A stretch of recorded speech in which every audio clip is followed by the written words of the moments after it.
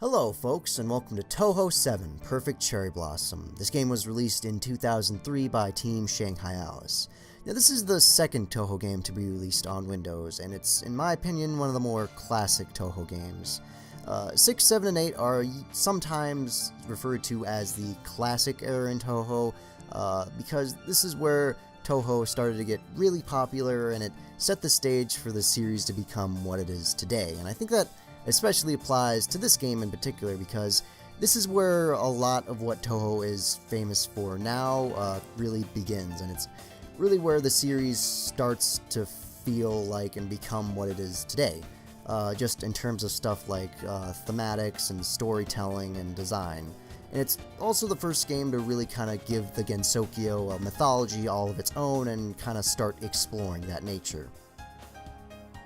So, for the story of this game, it goes something like this. The Gensokyo is in a winter without end. Even though it's already May, spring shows no sign of showing up, and the cold weather is even getting worse. Reimu Hakari, the Shrine Maiden, is tired of it being cold all day and just wants to find out the source of this unnatural weather. The ordinary magician, Marisa Kirasame, sees a cherry blossom petal outside of her house and wonders if somewhere else there is spring. And Sakuya Izayoi, the maid of the Scarlet Devil Mansion, knows that their winter supplies are dwindling and wants to end this prolonged winter as soon as possible. The Stage 5 boss from the last game, Sakuya Izayoi, joins us as a playable character alongside our returning heroes Marisa Kirasame and Reimu Hakari. Reimu and Marisa are pretty much the same as they were in Touhou 6 in terms of gameplay. Their shot types are the same pretty much. Reimu is on the slower side. Her shots don't do as much damage as the others, but she does have an amazing spread. Marisa is very fast, and her shots do a lot of damage, but her shots have almost no spread to them. Sakuya is an interesting mix between the two. Her speed is kind of in the middle, her shots don't do an amazing amount of damage, but they still do a respectable amount, and they also have a really enough of a spread to them. Just like what I did with the last game, I'm going to be showing off all the characters as we go along, just to see how each of them plays, but for now, I'm going to be starting off with Reimu's first shot type, Spirit Sign, Pursuit type, Homing Amulet, Hakari Amulet, Fantasy Seal Spread, and Fantasy Seal Concentrate. I'll get into explaining more as we continue on the game, but for now, let's begin Touhou 7, Perfect Cherry Blossom. Stage 1. Cherry petals should have fallen like snowflakes, yet it was still silver with snow. Background music is Paradise, Deep Mountain. I always love the beginning to this game. So, there have been a few changes from Touhou 6, but for the most part, the core gameplay is still the same. Use the arrow keys to move around, use Z to shoot, X to bomb, and Shift to focus. For the most part, these first few stages are easy enough that you shouldn't need too much guidance to get through them, but I'll give you a general tip for the early game in most Touhou games, in that you want to get as many of these red power blocks as possible. Not only will collecting them cause your shots to do more damage, but if you get a full power gauge, it'll help out a lot with item collection. But anyway, here's a mid-boss, and you might remember her as the Stage 2 boss from the last game, the Ice Fairy Chirno. This is her first cameo in a game in the many that will come, and she kind of becomes a mascot of the series in a sense, but not for the best of reasons. So, you might have noticed that Reimu's Homing Amulet is pretty much the same as it was in the last game. As I said, pretty much all of Reimu's and Marisa's shot types are the same as they were in the last game, so I'm not going to spend too much time going over them. But anyway, that is the end of the first stage. On to the boss.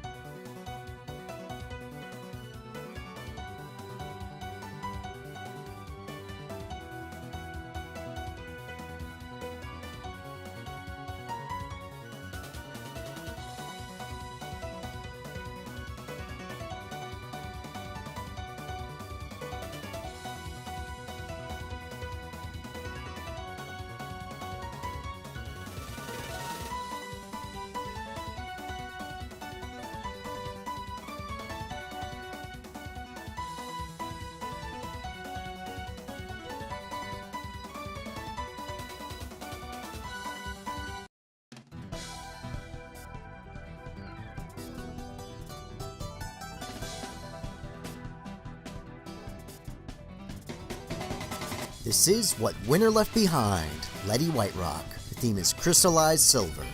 So, with each of the characters in this game, we are given a sort of character profile in the manual, and I like to read them because they explain kind of the story behind the character and give us a kind of insight in them. So, here's what Letty's profile says.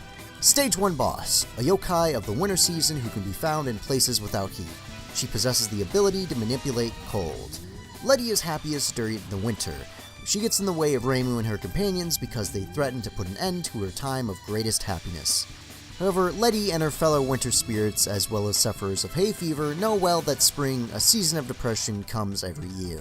She accepts that fact and never attacks the players seriously.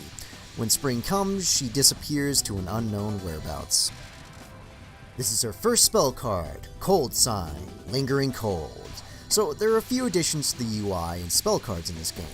The first is in the upper right hand corner, right under the spell card's name, is a number that is continuously going down. This denotes the amount of bonus points that you'll receive if you are able to successfully capture the spell card. Right next to that is a history of the spell card, which shows how many times you've attempted this spell card and how many times you've successfully captured this spell card. You should also notice that the amount of spell cards a boss has is no longer denoted by a number, but the amount of ticks in their health bar. You might have also noticed that there is a marker at the bottom of the screen that shows the boss's horizontal position on the screen at all times. Her profile didn't mention it, but Letty is a specific type of yokai from Japanese folklore known as a Yuki-onna. Yuki-onna are typically depicted as female ghosts that will appear in snowstorms and attack unsuspecting victims. Her name is a reference to another Agatha Christie novel, as she is based off a character named Letitia Blacklock, and the brooch on her shirt resembles the alchemical symbol for silver. Here's your second and last spell card, Winter Sign, Flower Wither Away. So it's said in her profile that she's not fighting us seriously, which means that she's actually quite powerful despite being a stage 1 boss.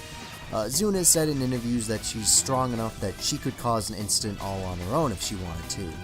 The reason she's not going all out in this fight is because she also recognizes that this winter has gone on for long enough and lets us pass.